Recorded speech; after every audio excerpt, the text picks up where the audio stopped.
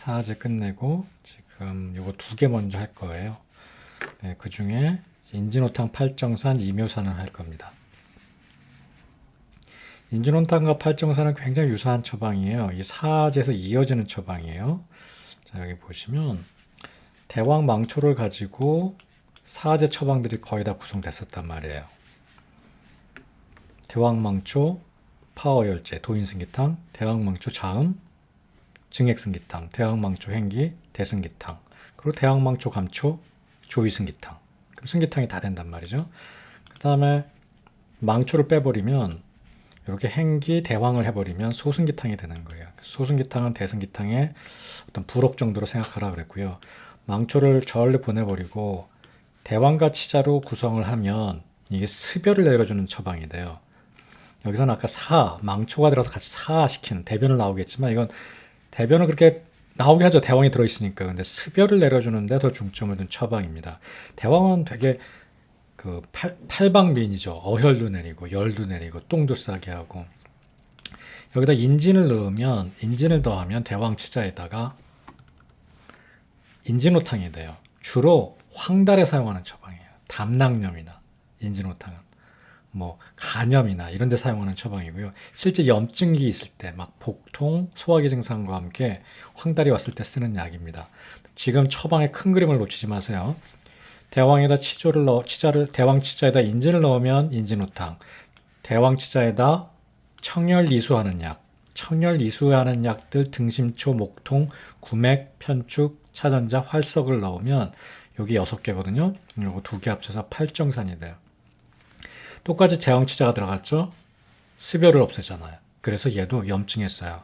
인진호탕은 담낭염, 간염, 황달에 썼죠? 얘는 비뇨기에 써요.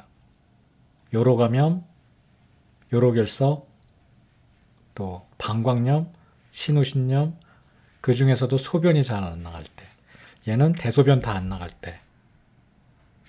그래서 팔정산과 인진호탕은 완전히 형제 처방이고요. 얘네들은 사제와 형제이기도 해요. 그래서 대왕치자에다가 청열이수하게 하면 비뇨기계의 습열증을 치료하고 인진을 넣으면 간담의 습열을 치료한다. 그렇게 생각하시면 딱 됩니다. 사실 그 팔정산을 쓰는 일이 되게 많아요. 습열증이 있다만 하면 뭐 전립선 비대로 소변이 안 나갈 때도 쓰고요. 전에 전립선 비대 야간문 쓴다 그랬잖아요.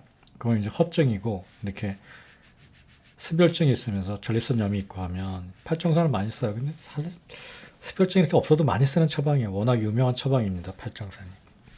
팔정산에 대한 큰 그림을 잡으시기 바랍니다. 얘네들을 일단 빼버리고요.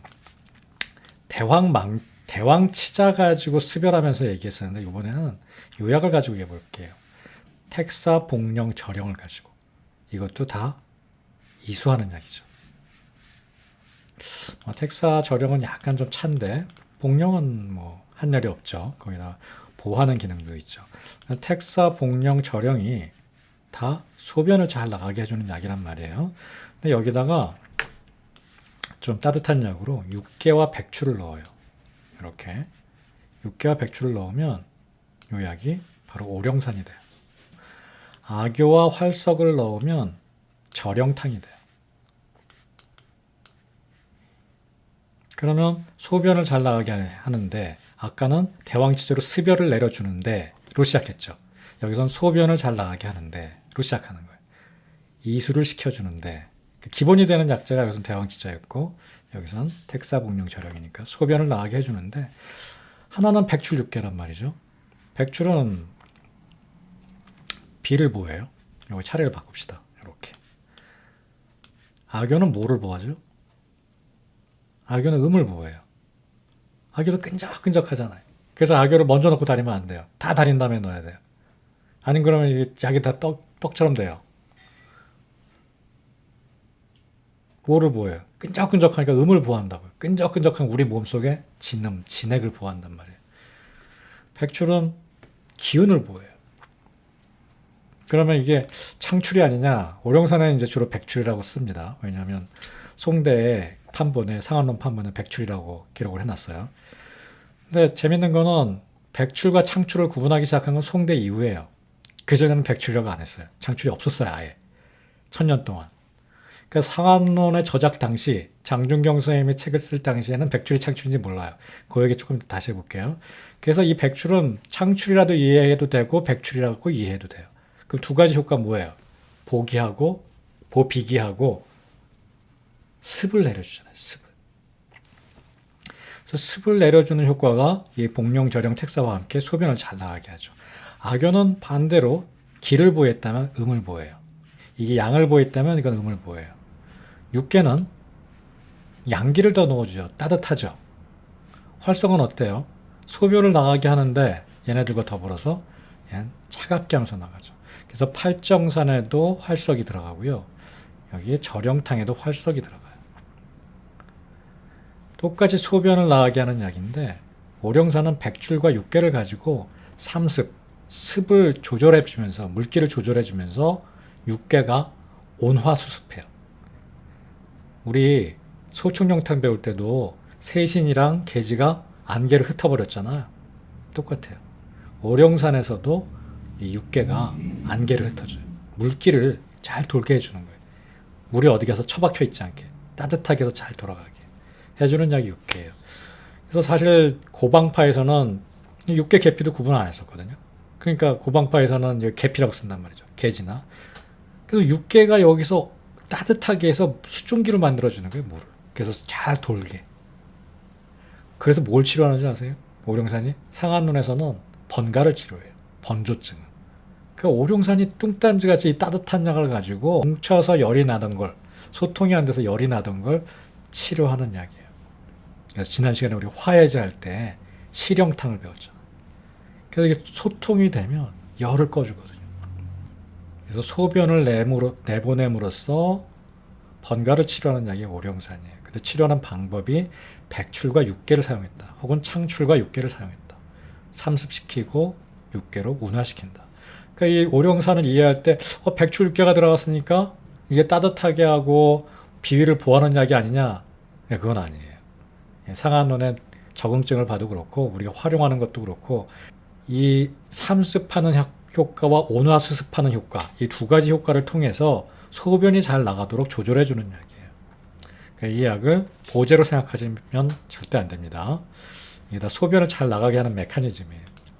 그럼 얘는 뭐냐? 반대로 활석을 가지고 소변을 잘 나가게 하는데 열을 꺼줘요. 그 열을 꺼주는데 진액을 보충해서 아까 번갈이라 그랬잖아요. 나중에 더 이게 열증이 심해지고 갈증이 더 심해지는 상황에 쓰는 약이 절영탕이에요. 오룡산은 산이고 절영탕은 탕이죠. 그래서 더 빠르고 더 강하게 이 소변을 빼주고 싶은 거예요. 그리고 열증도 생겼어요. 갈증도 더 심해졌어요. 그러니까 악교가 진액을 보충해 주는 거죠. 그 소변을 빼는데 진액은 또 보충해줘요. 왜냐하면 번갈이 있기 때문에. 그게 절영탕이에요.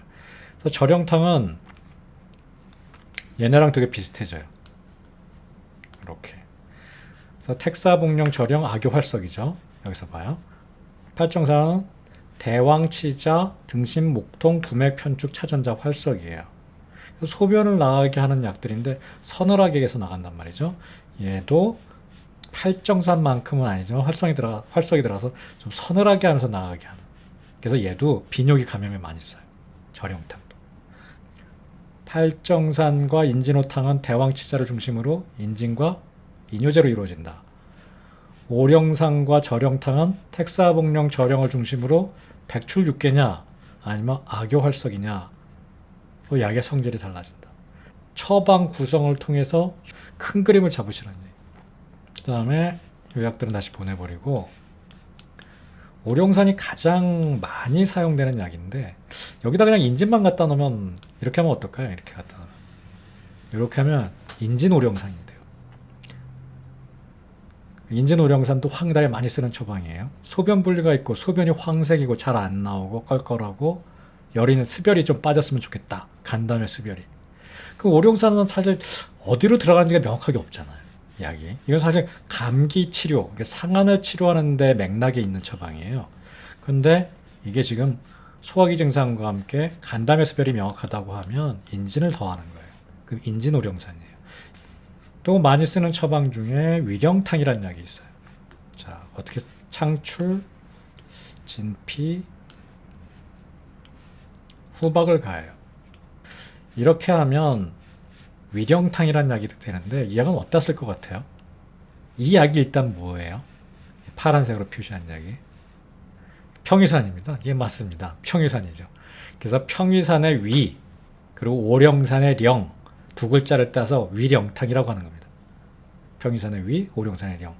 그래서 평위산과 오령탄을 합방했다. 아까 인진을 합방해서 인진오령산을 만들었을 때는 간담회 습열이었잖아요. 이거는 위장관, 소화기의 습열에 쓰는 약이에요. 그러니까 소화기 증상, 체압기와 함께 설사하는 경우가 애들 되게 많거든요. 그럴 때 아주 급작스럽게 써주면 좋은 약이에요. 저 학교 다닐 때 교수님 이런 식으로 설명했어요. 난 그런 설명이 좀 유치하긴 한데 되게 기억에 남아요.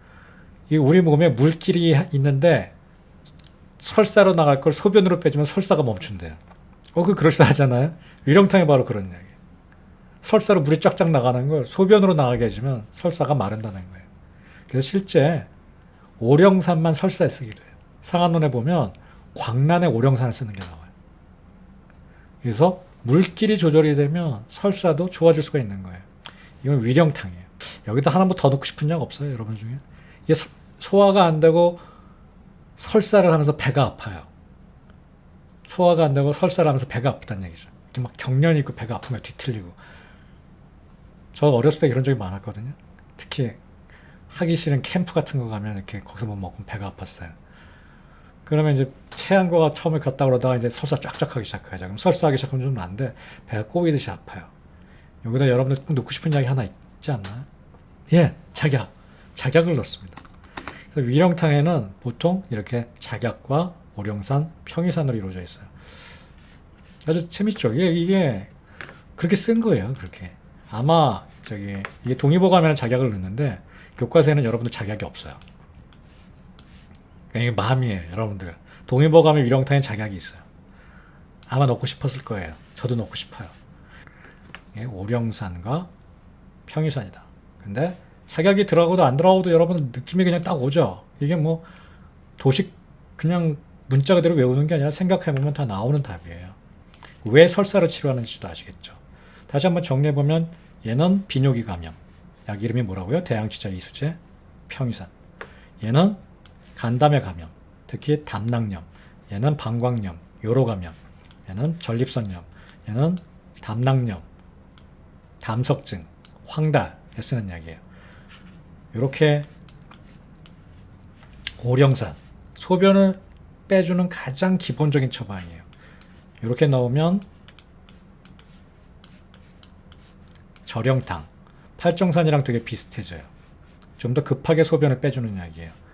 아기활석을 빼버리고 백출 6개를 넣고 여기다 인진을 갖다 넣으면 인진오령산이 돼요. 황달에 쓰는 처방이에요. 소변분리와 황달. 그 다음에 인진을 빼버리고 창출진피후박을 넣으면 위령탕이 돼요. 그래서 소화기 증상과 함께 설사가 동반된, 그것도 급성적으로 설사가 동반될 때 많이 쓰는 처방이에요. 자, 우리가 한 게 팔정산 인진오탕, 그리고 절영탕, 오령산까지 했어요. 인진오령산, 위령탕까지 한 거예요. 그럼 나머지는 오피산, 삼인탕, 그리고 이묘산이 남았는데 좀 결이 다르니까 따로 묶어서 할게요. 지금 배운 처방 일단 잘 기억하십시오. 얘네들이 가장 기본이 되는 이수치료제입니다. 그리고 이 이수제가 어떻게 공화제랑도 연결되는지도 한번 생각해 보시기 바랍니다. 교재로 넘어갈게요.